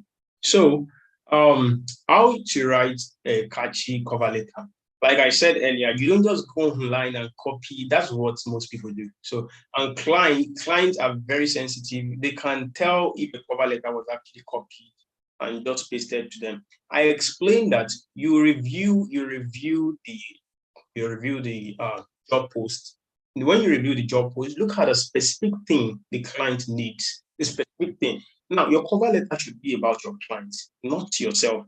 I've done this, I've done this, I've done this. How can you help them solve their own problem? Okay. Let's say, for instance, the client website has been ranking low on Google search and is not ranking high, and the client actually wanted to rank high. So how can you solve that problem? So if you want to write a cover letter for such job now, so I mentioned earlier that you start by regarding the client. Like I told you how you can actually get the client's name. So you get the client's name, then when you get the client's name, you start with that. Hello, Henry. First, you come down, then you start writing. Then your first paragraph should mention that you've actually understood what the client needs. I've gone through your job posting. Oh, should I say, okay, I've gone through your job posting and I'm happy that you are at that stage where you need a freelancer to help rank your website. I'm a very good fit for this stuff. I'm just giving you a general overview, then you calm down again. So the client understands that, okay, while reading your proposal, they see that, okay, this person actually went through my job posting and understand exactly what I need. Okay, why are you qualified for the job? Then you tell them in the second paragraph, okay, I actually did a job similar to this with a client that has these issues and this was actually the results. Then when you do that, then you calm down. Then when you are going to end your proposal, you should end it with you could end it with a call to action, something like, so you don't just leave the client wondering what they are going to do after reading your proposal. So they just read your proposal and just go. But you could end it with a call to action, like I hope you can, like, or should I say, I will be excited if you can regard my proposal and I will make a positive impact in your team, something like that. So that is a call to action. That's a call to action. So you already tell them what to do after reading your proposal, not just reading and just go. So you tell them they should reach out to you. So when you are done with that, then you attach your sample. Samples are essentials. So you attach your sample to it. And when you attach a similar sample, what the client needs, then you are good to go. So I'm going to take Grace. So Grace, you can unmute yourself. Hello, good evening. Thank you for this inspiring section. I'm really grateful. So my question is, how do you buy Connect? Okay. And also, let's assume you do not have not proposals, a portfolio yet. So let's say you don't have there's this research work I just saw online, and I just applied for it, and I didn't attach anything. Now, how do you get to create samples for yourself? Assuming you've done some jobs with some clients that don't permit you to post their jobs online and stuff like that. So what do you do? Thank you. All right. So you can mute yourself. Thank you. So if you did some jobs and the client doesn't allow you, there are some jobs if you want to, for instance, the company I work for right now, part of the agreement before you join is that you don't share their content with a third party. You don't outsource their job or you submit their job as a proposal for people. So if the company doesn't allow, if the client that owns the job doesn't allow it, then you don't submit that sample. You don't submit that sample. An excellent way to go about getting samples is that before you get to that point where you start bidding for jobs on Upwork, it's always good that you work for individuals who are already on that platform, like work with them. So they can always get jobs, perhaps they can't do it themselves alone, or let's say agency, because it's against the Upwork policy that you outsource the job given to you, then you give it to another person to do it. You have to be the one to do it. So you can do for agencies, for instance. Agency, if you're a content writer, look for a content writing agency. Then you work with them. If you can submit, if their policy doesn't include that you don't share their samples with a third party. So before you join Upwork, you write content for those agencies. When you write content for them, and you come on Upwork, then you begin to submit that sample you have written before. You understand now? So you begin to submit those samples of the jobs you have done for those agencies before. You begin to submit as samples on Upwork. So sometimes you might be discouraged by such agencies because the payments might be okay. But then you should know that it's a training stage for you. You should know that it's a training stage. You're trying to accumulate samples. Once you get the samples and you get the skills right, then you can just continue that for a month or thereabout. So when you are done, those jobs you have done for those people, whenever you are submitting a proposal, then those are the samples you submit for a job. And if you think you still can't find such agency, you can write free content for yourself. Let's say you want to specialize in real estate writing. You could write real estate content. You could write like 5 different real estate content. Let's say each one 1,000 words, 500 words, or 750 words. Anytime you are free, just pick your phone, write it. And if you have a professional, share that content with a professional. Share the content with a professional. Let them review for you if the content is actually very good. So if the content is good, you keep it somewhere. Then you go again another time, you write another job, another proposal, you write another sample again, then you keep that again. So whenever you want to bid for a job, those ones you have written by yourself, you're going to submit them as your sample. So that's how to get samples. So I'm going to gender equality. We had one man and one woman. Let me answer Abdulaziz. Okay. So you can unmute yourself, Abdulaziz.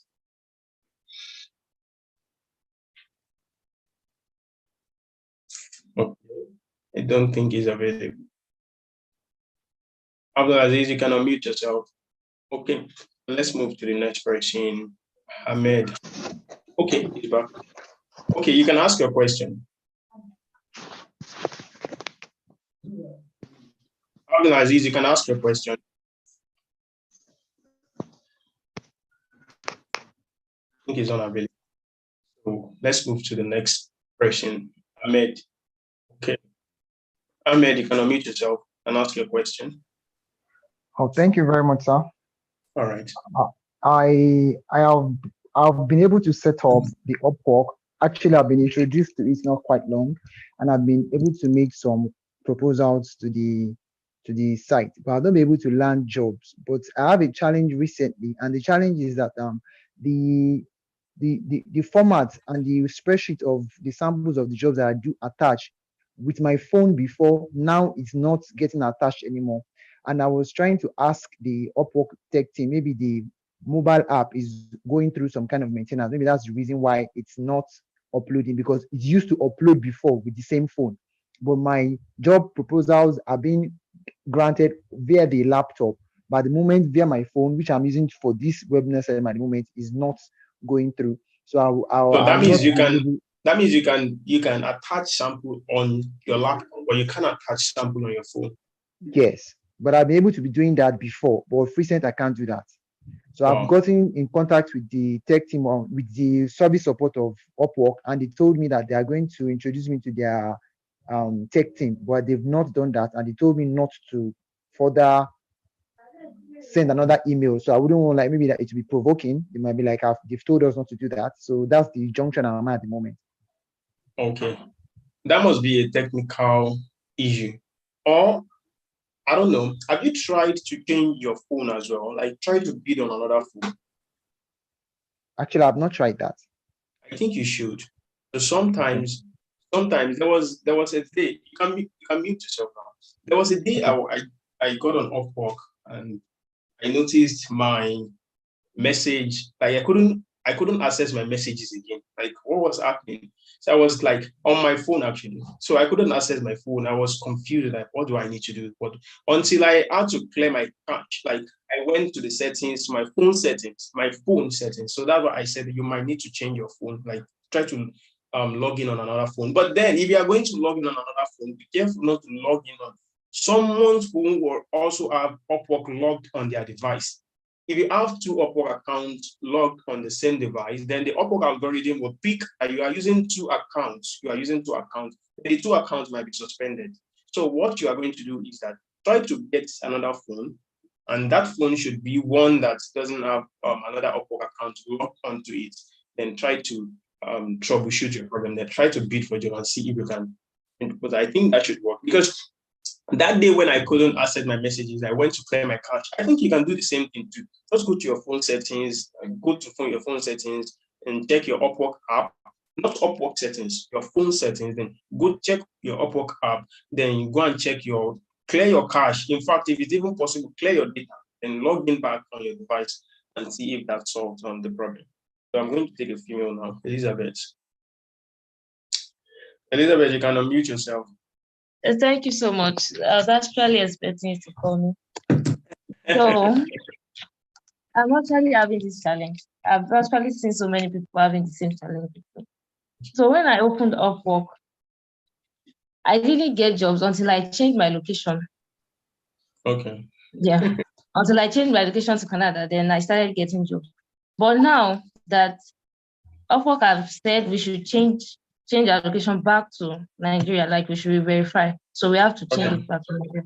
So I want to ask, what were your challenges then? Since I saw your account, you are a Nigerian and your location on Upwork is still same Nigeria. So I'm wondering, how did you do it? How did you get that kind of those kind of reviews and those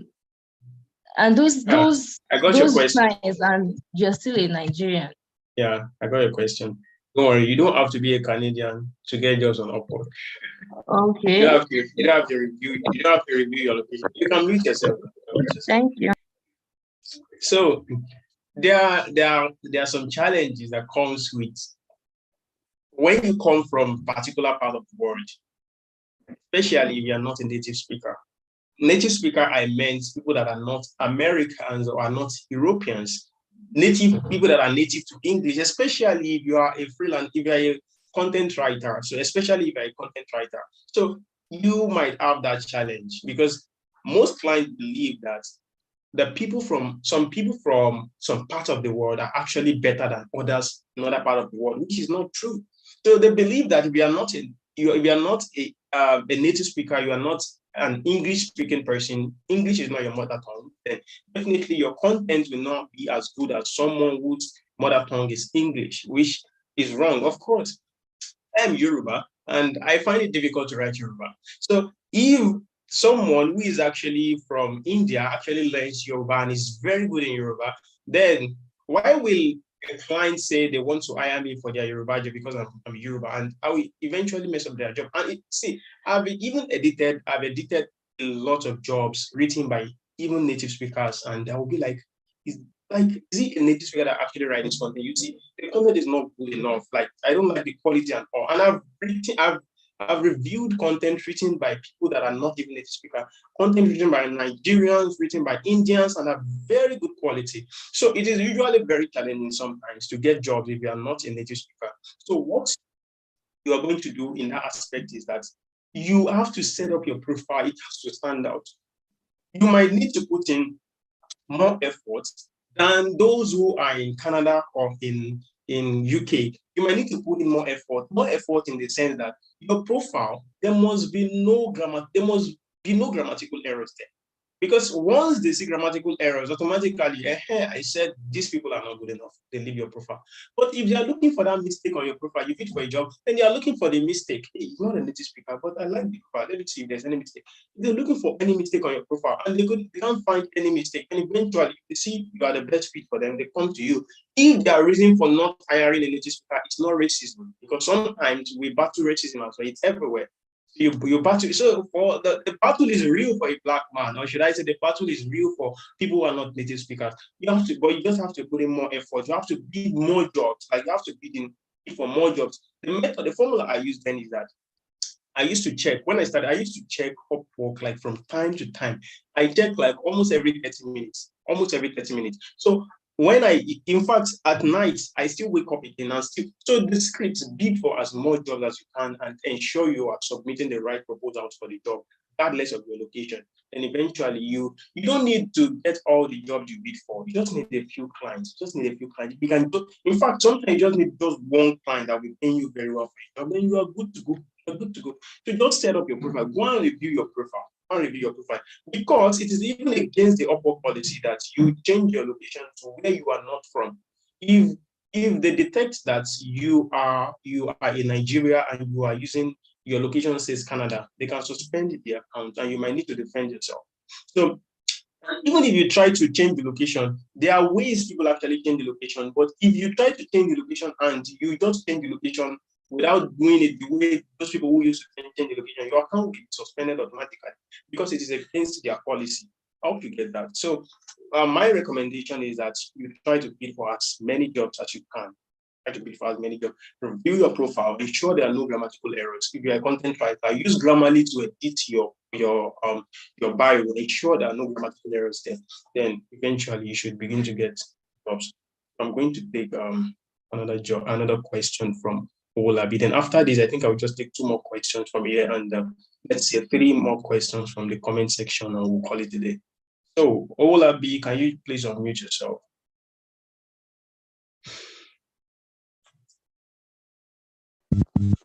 Okay, good evening. My question. Yeah, so okay. We can hear you now. You talked about the skill acquisition stage. So my question is, how will you know that you've gotten the skill, you've taken courses and everything, and you are trying to put those things you've learned into action? So how will you know that I've gotten to the verge of me marketing my skill? Yes, like I don't just want to be course you can be like more courses. So when will you stop and market? I got a question. Thank you for that beautiful question. You can mute yourself now. I said earlier that it might be challenging for you to conclude that you are very good now after taking those courses, and you might need the service of an expert in that field to review what you have actually learned so that you can be confident that, okay, you can actually do the job yourself very well. So in that aspect, that brings me to this. In that aspect, I mentioned that I have people that can train. I know people that can actually train train individuals for some study skills. That is one of their jobs. So their job is to help you. They are professional in that field already. So their job is to check you. Their job is to train you, check you, and ensure you are good to go before you can begin to get jobs. But it's not just enough to just go there, take those courses, and think you know everything. Then you start bidding for jobs, and you mess people's jobs up, and things might not go well for you. So to solve that problem, it's always good that you have a mentor. It's always good that you have a mentor. So, and also it could be challenging as well with all these things we have said. With all the things we have said, it could be challenging sometimes as well people to still find their way on Upwork, even with all the things we have said. Like, it's not something you just get, like, just, it's easy, but then you might need some people to actually put you through. So I also, like, after this webinar, I want to organize a mentorship program from August 1st. So I want to organize a mentorship, but that will be paid actually. But I want to organize a mentorship session for those who actually want to start. Even if you've started and you are still not getting jobs after all the things we have explained, it might require that I review your profile myself and make suitable recommendation. So initially, it used to be like $200 for each one. So I will help you from the graph. Like, even if you are just starting out, like you don't even know anything about Upwork, I will guide you to do all those things. Then eventually you begin to get your job. Then even if you get a job, let's say you want to attend an interview with a client, you don't know how do you approach this, or you have some questions. As your mentor, I will always be here to answer those questions. But the price is not $200 anymore; it's just $100. So I'm offering it will start by August 1st. So the price is $100. So my own mentorship is not for the skills; it's for the marketing. So those that will train you for the skills, they are different. And I mentioned some platforms where you can get the skills. As Olabi just asked now, I can also recommend people that can train you for the skills. So my own service is for the marketing part. You are not getting the jobs, and I'll walk you through how you can get the job. So you can reach out on WhatsApp and we can discuss better on that. So let's just continue with this. So let's take email question. Gender equality. So let's take Olaomi. Let's take Olaomi's question. Olaomi, you can unmute yourself. Okay, thank you very much for allowing me to speak. Good evening. Well, I've been on Upwork platform for like a month, if I can recall, but then like I'm new to the whole thing. And since I don't really have a portfolio, I haven't done any job for anybody, things like that. So it's like somehow hard for me to send the proposals and like get feedbacks. So sometimes I even notice that my profile might not be viewed. I don't know what's going on. And then I also want to ask, what are the things I need to do to write a catchy CV since I'm new? You know, it might be hard to convince the clients and stuff like that. What are the things I need to do? Thank you. Okay. You can mute yourself now. So before we continue, the co-host will share my WhatsApp link with you. So in the chat section, so you can reach out directly if you have further question or for the mentorship after the program. So the co-host will share my WhatsApp link with you. Now, if you start out and you don't have any review, you don't have any portfolio or anything, and you want to bid for job, remember I said when you bid for jobs, you have more than 50 people sometimes bidding for that same job. You have more than 50 people bidding for that same job. So what you need to do in that case, that you don't have reviews, you have to request for testimonials. You have to request for testimonials. So there is a section for review in Upwork. There's another section for testimonials. So that section for testimonials is for individuals or it's for freelancers who are new to the platform. Then what you are going to do in that case is that when you request a testimonial, you look for people you have worked with before joining Upwork. Who are those you have worked with? Have you rendered your programming services to someone before? Have you written a content before? Who are those people you've actually rendered the service to before? So you reach out to them and you tell them you need them to write you a testimonial. So in that case, what you are going to do is you are going to check, like below your profile on Upwork, there is a section that says request testimonial. So you input that information, then Upwork will automatically send them email. Then they write you a testimonial. So that testimonial is the similitude of review. So you write them a testimonial, they write you a testimonial. So when they write you a testimonial, okay, then when a prospective client is coming to your profile, because if you don't have anything, you don't have reviews, you don't have testimonials, you're just new on the platform, you might be there for months and there will be no jobs because there's nothing to testify that you are actually good at what you do. So they need somebody who has worked with you before and need someone to vie for you. Okay, that testimonial, we actually do that. So you can just reach out to like 3 or 4 people, or if you have more people, to write you testimonials. Then in your bio, you can actually include that, although you are new on the platform, or should I say in your proposal. As a newbie, you can include that, although you are new on the platform, but you can refer them to check your testimonial even when you are writing your proposals. So you tell the client, although I'm new on this platform, but I've worked with people off this platform. So you can refer to my testimonials if you have any doubts or you need to confirm how good I am in rendering service. Then they go to that and you have an upper hand of winning the job that way. Then I explained how you can actually acquire those skills before, how you can how you can get samples ready. So I think I explained all those before. So I think that shouldn't be an issue. So I will take the last question here before I check the comment section and answer a few questions before we go. So Abdul Hafiz, you can unmute yourself.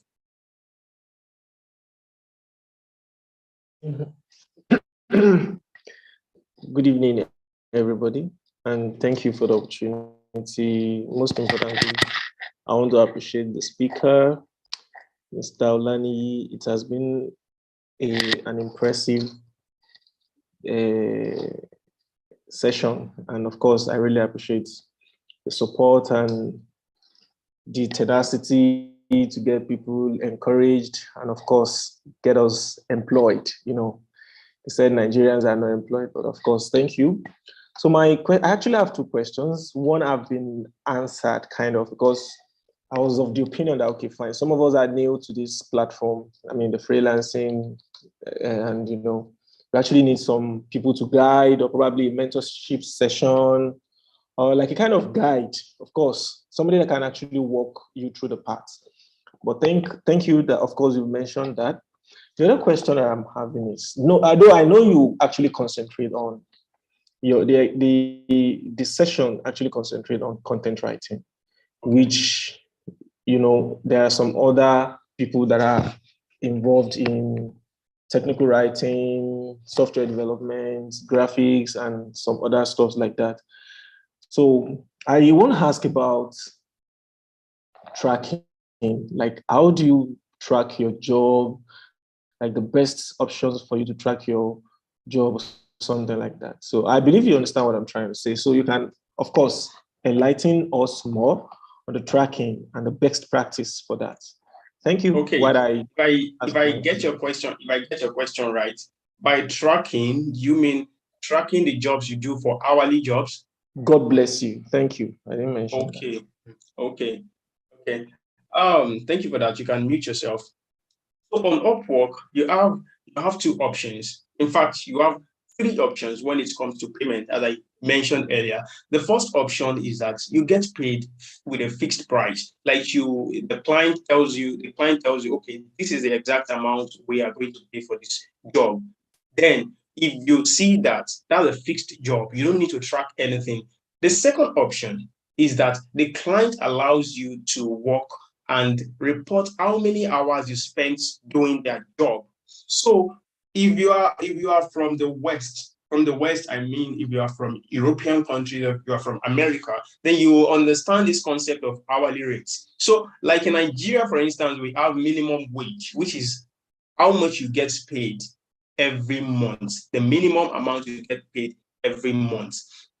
In the US, in the UK, they have what they call hourly rates. So hourly rates dictates, like what I shared with you on the screen earlier, it tells you like, okay, how much are you going to pay me per hour? So in the US or UK, it's not about how much are you going to pay me per month, what's the minimum wage per month. It's not necessarily about that. It is usually about how much are you going to pay per hour. So if you see the job and you bid and the job is not fixed, it's not a fixed contract, it is hourly contract. So you have two options in that regard as well.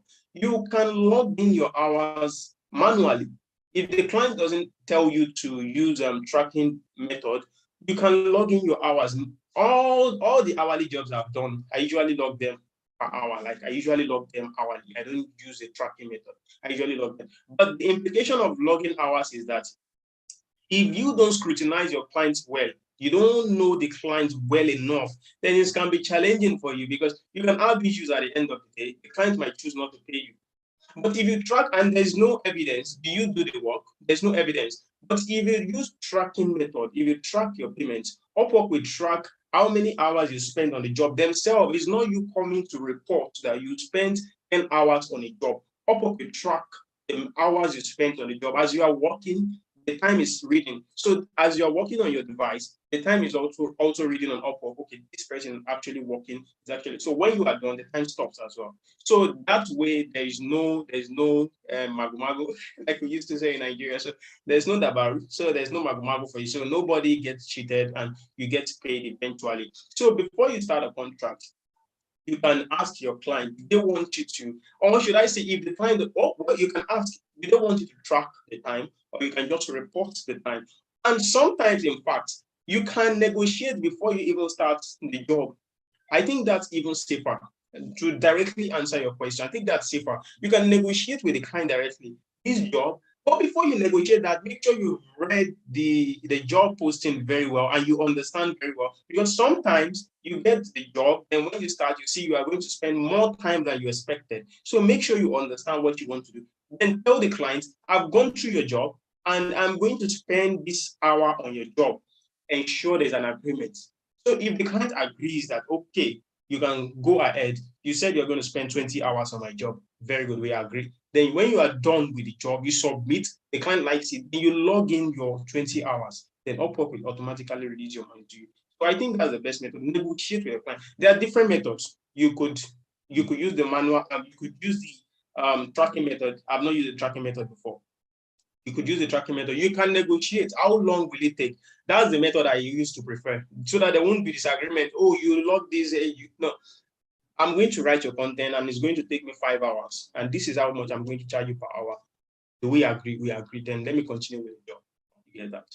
So thank you for all the questions. I believe many of us still have questions, but unfortunately, we can't attend to any more questions. Let me just take, let me check the comment section and see if we can just attend to about 2 questions. How does a newbie? So I was about to check questions. Then I saw people have asked questions. Let me not do. Let me just go roll up. How does a newbie go about verification? So when you set up your profile, your Upwork profile, then it's Upwork itself that will send you, just set up your own profile the way you want to set it up. Set it up the way I've explained. Then Upwork will eventually send you a message. It will send you a pop-up message when you open your platform. Like not immediately after setting up your profile, then you send you a pop-up message. You need to verify your ID. You need to verify your ID. So most of the time, ID verification might require that they set up a video call with you. So you won't see the person who is making the video call with you, but then it's a video call. They want to verify whether you are the person who actually owns the account. So they will compare your face with the profile picture you actually use. And they can ask you a few questions, just normal questions, nothing to be scared about. Just normal questions like what's your email address? Just a few questions, what's your name? Just to confirm that you are a real person and you are actually the owner of the account. So that's how to go about the verification. So it's nothing cumbersome. So let me take one more question. Okay, again, why trying to buy Connect? The platform keeps requesting for a promo code. Is this compulsory and how do I stop this from popping up? No, there's usually the option of promo code. Promo code is the code Upwork gives you to get free Connect, So when you use promo code, you don't have to pay for Connect. But I don't, it's been a while since I see people use promo code. They used to share it very well before, but I don't think they do so. And I'm not saying they don't. So that's what I know. But then, it's not only the promo code option. You need to scroll down. If you scroll down, you see the option to make payments. So there's usually the option of promo code at the top. Then just scroll down, you see the option of making payments. So that shouldn't be an issue. So let me see. So I think that is all we are going to attend to at this time. So if you have any other question, I think the co-host already shared with you a direct link to my WhatsApp. So you can just reach out directly for the mentorship. So then we can pick it up from there. So you already shared once again. So if you have any direct question or anything, you can reach out. If you need someone to train you as a content writer, as a copywriter, as SEO, you can still reach out as well. So I can link you up with people who are going to do that for you. Again, let me emphasize that you have designated your time to be at this webinar, and we've been together for about 2 hours here, 2 hours of discussion. So you could have been somewhere else doing something else. You could have hung out with your friends. I could have been doing something else. Like I could have watched movies, like I would have seen movies and do anything. Of course, tomorrow is Monday. I have to edit a lot of content again. So I could have done a lot of things, but I actually decided to actually come here and speak with you. You actually decided to also be here and listen. Don't just let this be just ordinary. I don't like it when people just have ideas and they are not ready to take action. Nothing will happen if you don't take action. You will just remain where you are if you don't take action. That's the bitter truth. So you have to, once you leave the webinar, everything we have explained, start by acquiring that skill if you don't already have a skill. If you already have a skill, go back and check your Upwork and start working on building your own Upwork profile. Like set up a standard profile and start bidding for job. That is actually how it works. There's no rocket science anyway. Try to take action. That's exactly what I'm saying. Don't just leave here. We've spent 2 hours. I've been talking for 2 hours now. You've been listening for 2 hours now. You could have left from the beginning of the session, but you chose to actually be here. So try to make meaning of this interesting session we have together. Don't just leave here and be the same person that joined this session.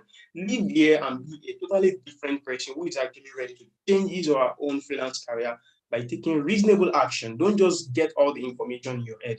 Take action with those information you've already gotten today.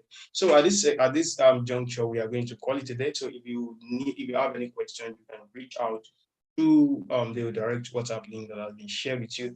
It's so beautiful to be here and to speak with you all today. And I hope this will actually be a significant milestone that change your life for good. Goodbye, everybody.